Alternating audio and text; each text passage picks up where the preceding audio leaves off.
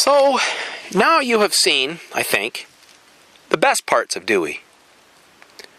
You see how he is concerned to help us think about our students' interests. He wants you to engage them in authentic learning experiences. Now you've seen how he concerns himself, moreover, with education as integral to democratic citizenship. Now you have seen also how Dewey warns us not to be swept up by trends in education that seem to have forgotten that education isn't about demonstrating knowledge and abilities and skills in relation to outcomes so much as it is about cultivating dispositions.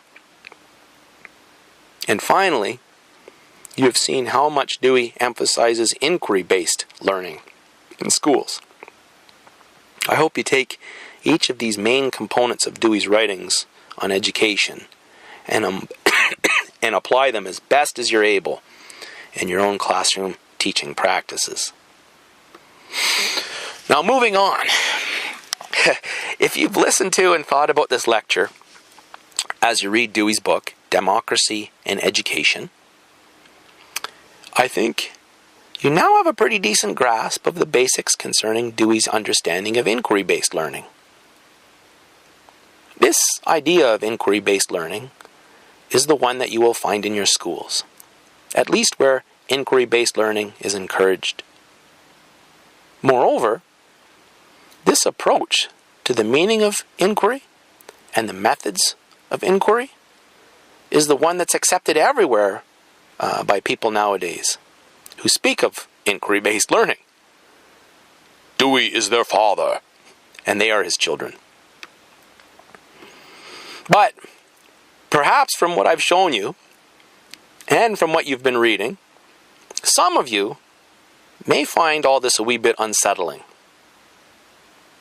I don't know about you, but the quotes I read to you from John Dewey and Francis Bacon about putting Mother Nature to the rack and beating the shit out of her, torturing her and making her answer our questions, always strikes me as a bit too 50 Shades of Grey.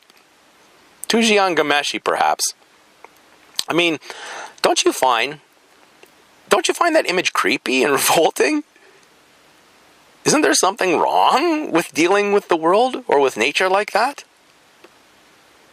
This is the jump-off point where I'll lead you now into waters not often appreciated by folks who want us all just to drink the Kool-Aid and just to take our seats as good little sycophants to the progressive education systems that we've inherited. And if you don't listen any farther to this lecture, you'll be fine, by the way. You'll know what you need to know to get along in the system simply by knowing these good things about Dewey and by adopting them as your own practices. In fact, maybe listening further now will only cause you problems because it might make you uneasy with what we're all supposed to assume as progressive teachers. However, I'm personally very uncomfortable leaving things like that. I want to criticize Dewey. I want to rail a bit now against the load of rot that we seem to swallow, or we seem to have to swallow every time we hear from folks like Dewey who are insensitive to the ancient insights that they have rejected in order to be revolutionaries. And Dewey's one of them. Just to return a bit now to what Dewey has to say about inquiry, reflection, science, and thought in general.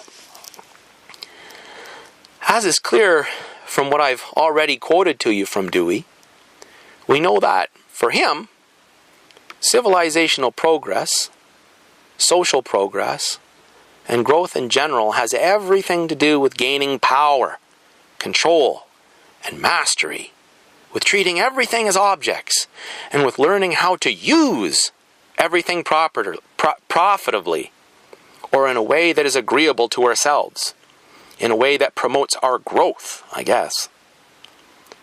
In Dewey's own words, meaning only comes when things are used to produce a result.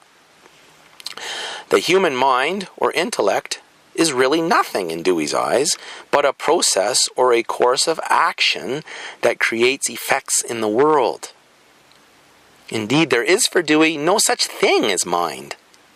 Mind, if it's anything, is rather an ability to respond to present stimuli on the basis of anticipating future possible consequences with a view to controlling the kinds of consequences that are to take place.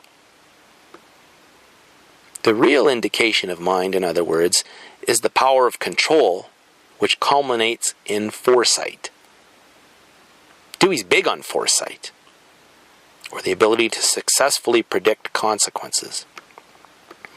In Dewey's opinion, mind is always associated with doing or acting upon the world in order to produce results, and in order to cultivate the foresight that will assist us in the achievement of our diverse aims and objectives for growth. The proper function of mind is therefore, as Dewey puts it, playing freely upon the subjugation of the world for human ends. Unquote. As a power, mind understands things in terms of the use that might be made of them. Does this mindset not bother you? Isn't it cold and heartless sounding? Is knowing the world in order to master it and stand above it the only way you know the world? Do you know the world and others only to the extent that you can use them with foresight and predictive success? Do you remember back to our discussions of Plato and the ancient philosophers in the other lectures? And how, in their understanding, there were most certainly other loving ways of knowing the world and themselves that drive more deeply than knowing and mastering the causal chains of things. I want to reinvestigate these ancient forgotten aspects of our being with you, ladies and gentlemen. I want you never to forget these things about yourselves and about the world. They're too precious. Don't be duped by Dewey and his children. And as we investigate and recall what Dewey is leaving out and banishing from all educational significance, I also want you to ask this very distressing question of Dewey, to which I'm not sure myself I have any answer. Namely, why does Dewey cover up these precious aspects of existence? Why does he deny them any legitimacy? Why does he attempt to kill them, to crush them, to deaden us to them? What kind of strange psychology is afoot in such a man? Moreover, ladies and gentlemen, this strange psychology seems to be a bit of a pandemic in educational circles today. What madness is this that would deny and conceal from view such precious truths about the world and about ourselves? What's going on? Part of the problem, I think, has to do with Dewey's slippery relationship with truth. Dewey doesn't even like the word truth, for starters. He never wants to use it. And whenever possible, he opts instead to speak about warranted assertability. Honestly, I don't know about you, but that puts red flags in the air for me. I mean, what human being doesn't love the word truth? What a beautiful, beautiful word. It's a hard word. It's a scary word at times, eh? A word that requires some courage from us. But a beautiful and noble word nonetheless. The ancient and medieval philosophers spoke of truth as the image of what is. If something is true, then it really is. See? Plato has Socrates describe truth metaphorically as the light of the good that illuminates being. Put another way, as the image of the good in the realm of intelligible things, truth is not self-sufficient, ladies and gentlemen. Truth can't be truth on its own. It's only the truth because it is the truth about something, namely what is. Reality. Another blessed word. So, truth is very beautiful, but it is not as beautiful or fair as the good itself, being only its image. So, here's the kicker, ladies and gentlemen. Inasmuch as teachers pursue what is true and endeavor to lead their students toward what is true, this pursuit necessarily involves them in the search for the reality of which truth itself is the intelligible image. We might say this another way by remarking that truth is the self-manifestation and state of evidence of real things.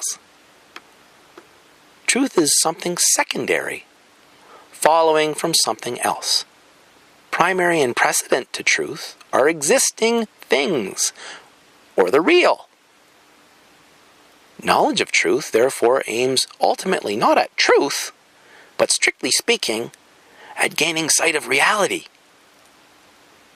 Teachers, then, in order to share the truth with their students, must themselves be lovers of true sights.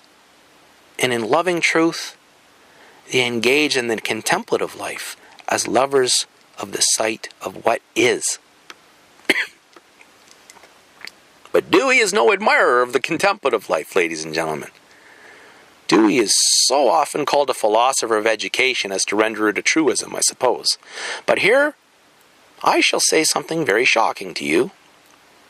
Despite what all the textbooks everywhere on the planet say about him, Dewey is most assuredly not a philosopher. He does not love truth. Whatever he means by interest in his educational understanding, it differs most certainly from Socratic eros, which is the ancient word for a desire that is intimately and passionately devoted to finding out the truth. Dewey rejects all ancient philosophic understanding of truth, and he denies that there is any such thing as wisdom. Hence, he neither loves wisdom, nor does he pursue it. His spirit is opposed to it, in fact, and Dewey seeks to snuff out any such spirit in all those whom he teaches as well, ladies and gentlemen. Remember, all that we have read and discussed thus far about philosophy in these lectures, and tell me that this is not so. If Dewey is at all a philosopher, then he's only one in the falsified sense that Isocrates calls himself a philosopher, which is to say, not at all. Isocrates, you will recall, rejects the philosophers, but then takes up their noble game as his own, their noble name as his own. So too does Dewey, and for similar reasons, I think. Both men are pragmatists, after all, who rail against philosophers as useless, bumbling idiots who render all others useless, bumbling idiots. Part of Dewey's animosity to all things contemplative comes from his own understanding of experience. Remember from your readings of Experience in Education how Dewey says that the teacher's job is essentially to design an environment for educational experiences. Well, what counts as an educational experience anyhow? In Dewey's Democracy in Education, he writes that such experiences must all have both an active and a passive component. First, you must go out there and do something to the world. You need to go out there and exert yourself intentionally. Make something happen. Make a change in the environment. Afterwards, the environment responds and acts upon you. It does something back to you. There is a result that registers with you. See, you passively receive feedback from the world only after you go out there and do something, acting upon it for some purpose. We've already seen this, remember, when Dewey talks about how we're organisms who act upon the environment around us in order to grow, and who are in turn acted upon by the environment in that recursive loop. This just gets back to the idea that all learning is necessarily experimental. All learning is learning from the consequences of doing. All learning aims at the cultivation of foresight, control, mastery. You see what Dewey's saying here and how revolutionary it is? For Dewey, there can be no passive contemplation of nature. There's only active experimentation. Contemplation or contemplative involvement in the world is passive, ladies and gentlemen. In contemplation, you don't go out there to make stuff happen. You're not trying to take charge or take control over things or other people. You're rather attempting to gaze lovingly upon what is. Do you remember Pythagoras? Pythagoras was the guy who coined the word philosophy. When asked what the heck a philosopher is, Pythagoras came up with the image of a giant stadium or a theater. Now, down on the stage, that's where all the actors are. Each of the actors lives his little part and performs his role, living through his or her individual joys, hardships, challenges, and so forth.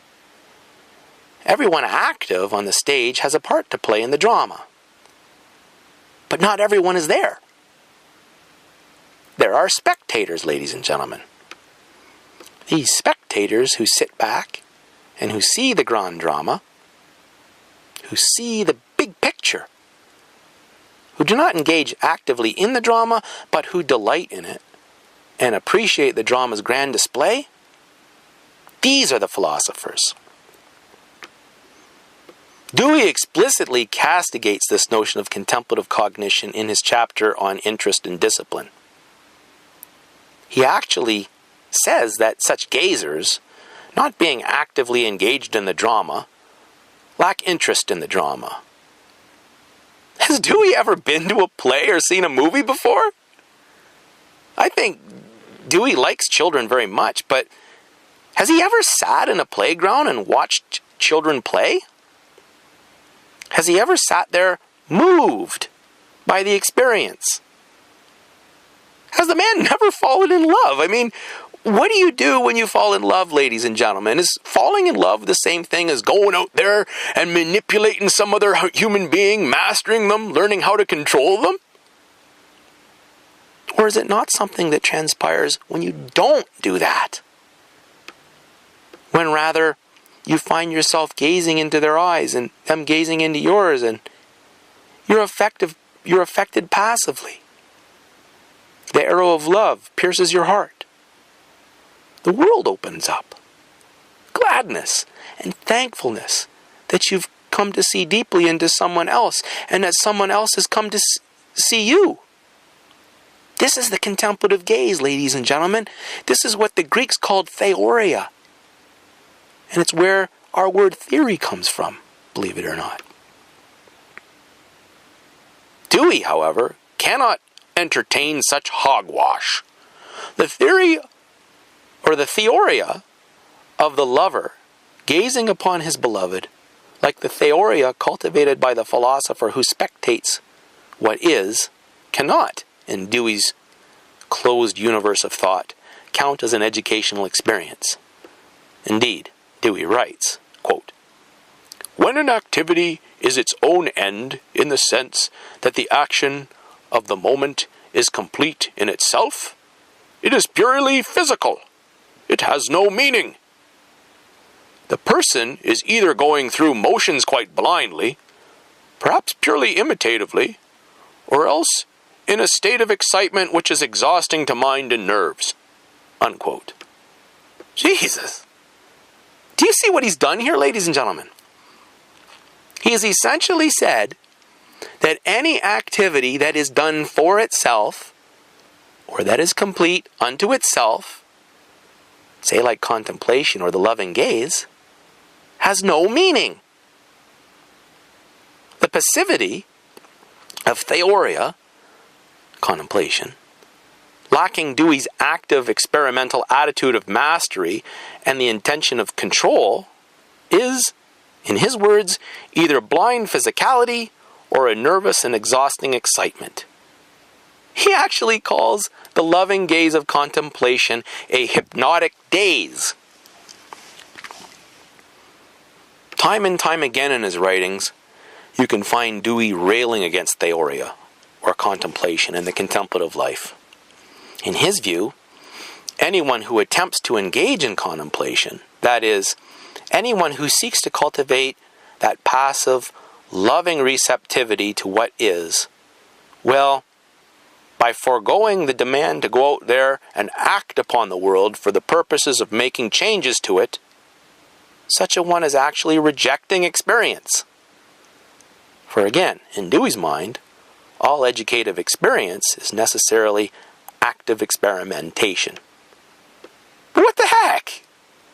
Isn't something wrong with Dewey's definition of experience? He's saying that those of us who love more than anything those brief periods in which we find ourselves gifted with the wherewithal to gaze upon the world and others with loving eyes, that those of us who have a deep yearning to know what is, that we're rejecting experience? What a jerk! Isn't it rather that we're trying to cultivate another sort of experience of the world and of each other? Maybe a deeper one. Why is Dewey so damn bent on denying this aspect of our being? Isn't it most precious to you? For someone who lauds and praises inquiry-based learning, Dewey sure isn't at all interested in contemplative inquiry, is he? Nope. But what makes a man so shut down and closed to that aspect of himself?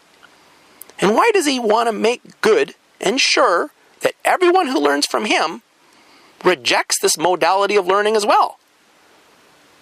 Does this bother you as much as it bothers me?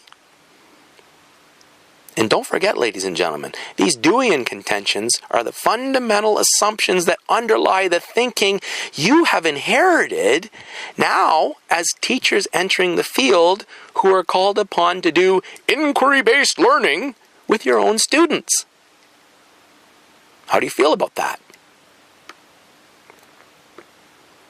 I wish also to point out here how Dewey's negative stance on the contemplative life of teachers and students affects the possibility for you, as an architect of learning, to create a learning environment in which contemplative experiences might be nurtured, as opposed to simply the sorts of experimental, scientific, method-driven sorts of inquiries demanded by John Dewey.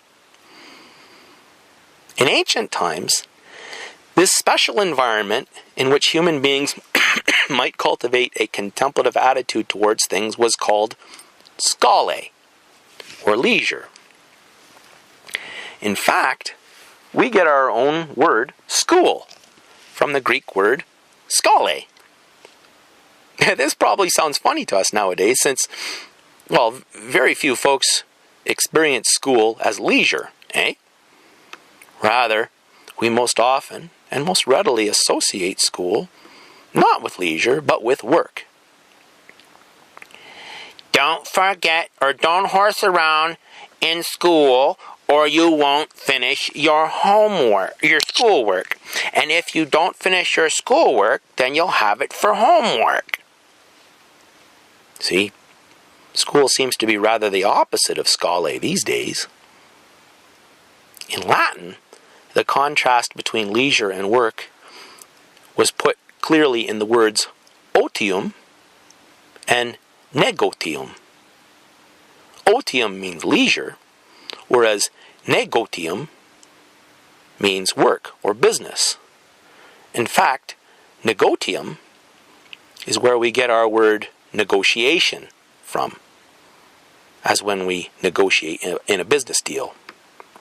Anyway, when we think today of leisure, really we're thinking about free time just to enjoy ourselves. It's time when we're not working, essentially. We mostly spend our leisure time doing nothing in particular. Maybe going to the mall or to the movies. Maybe sitting watching TV or reading a book. Maybe petting the cat. Maybe just hanging out with our buds. Maybe we go to the leisure center to swim or play basketball. This is what leisure has come to mean nowadays. But this is not what the word leisure or schole originally meant, ladies and gentlemen. For the ancient and medieval philosophers, leisure, schole, or otium were words that designated a specific kind of wonderful activity that only human beings can perform, namely contemplation.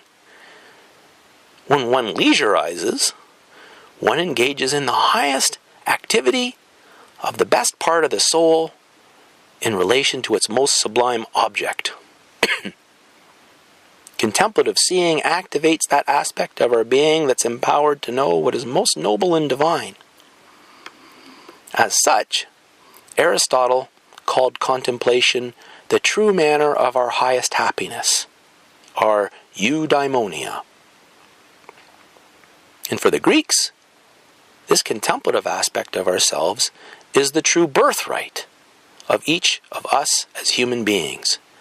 We're so lucky to have been born human beings, ladies and gentlemen, because our cognitive capacity for the loving gaze we are granted, a brief existence in which the possibility of pursuing wisdom through schole is laid upon us. We're lucky, right? We're the only critters that can philosophize. We're the only critters that can contemplate. Dewey, however, will not entertain or accept any such notion of schole or leisure.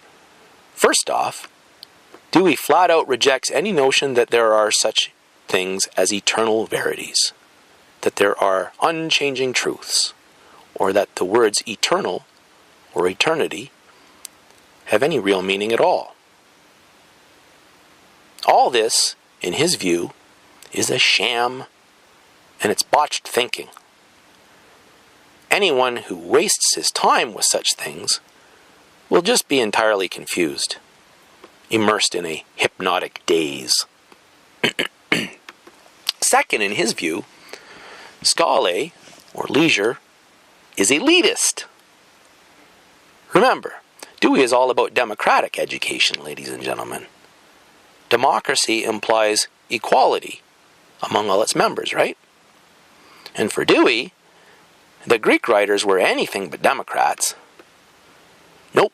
In his view, these philosophers were aristocratic elites who just wandered around all day, living the life of leisure, not working, but rather living off the backs of their slaves.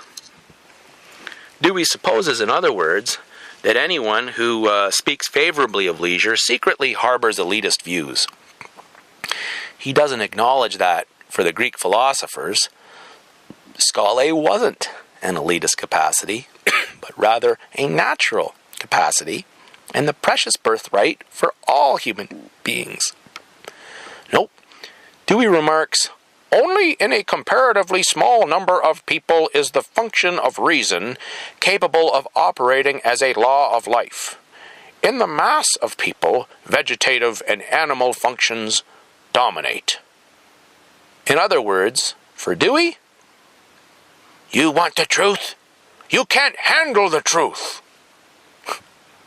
So, rather than leisure, Dewey opts for recreation. The word recreation is quite different from leisure, even though we tend to use the terms interchangeably nowadays. Leisure, classically understood, is an activity quite opposite to work. It is engaged in for its own sake, unlike work, which is always done for the purpose of something else. Moreover, classically speaking, folks worked in order to leisurize.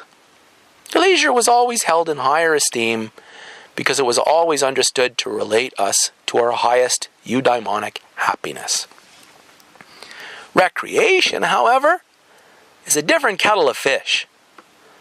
The word recreation implies recreation. It is very much activity designed to recreate the self, to recharge one's batteries after a hard week of slogging and work and toil. And recreation is very important, ladies and gentlemen, because without it, folks just burn out. They got nothing left in the tank, no energy for more work. See? That's the goal of recreation, to recharge you for more work. There's no leisureizing implied, no contemplative searching in the loving gaze for the ground of one's being. Nope. Here you have a response to the truism, all work and no play makes Jack a dull boy. We recreate in order to be able to continue to work, to build, to experiment, to test, to control, and to master. So although Dewey castigates leisure, he's very big on the importance of recreation.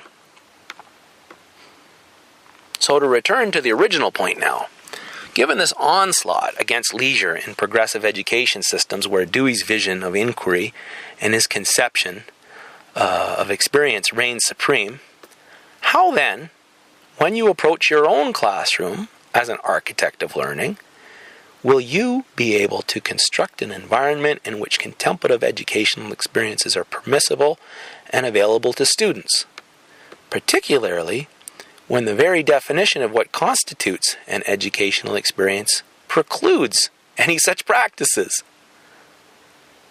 How can you build a leisure environment? How can you bring true, genuine scholae back into the schools where scholae is prohibited?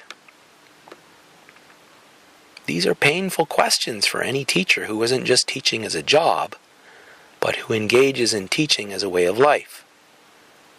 That is to say, where teaching for you involves not simply that active component we've spoken about in past lectures, but also that contemplative component that is foundational to genuine teaching. Moreover, part of the pain in such things, in my experience, is that very many people do not understand your suffering when you suffer from this problem. Very many people think, or I guess they're not alive to this problem. Teachers, parents, students, administrators alike. Very many of them are like John Dewey and suppose that you're suffering from nerves, or that perhaps you've exhausted your mind in a hypnotic daze. But their judgments in such matters are deeply ignorant, since they do not understand that a special kind of suffering accompanies all those who seek after wisdom. And you must be brave as well. Try not to turn away from this calling that you feel deep within yourself to know yourself just because you suffer in a special way that others do not understand and that isolates you. Try always, like Plato recommends, to reawaken, to remember, and to anamnetically recollect why you are teaching and what teaching means to you. Each of your days as a teacher must remain, to the greatest extent possible, a spiritual practice. Try your very best not to lose sight of what is most important to you. Despite how elusive eternal verities might be, that does not mean, as Dewey suggests, that they are not real, and that we must push them aside or deny their existence. We must stay the course as teachers, resisting all the tendencies and temptations throughout the day that might derail the mindfulness of our inquisitive attitude towards what is. Learn what you can from John Dewey. He's not all bad. But also be cautious of the poison pill that he would have you swallow as you enter the life of the teacher. Thanks for listening.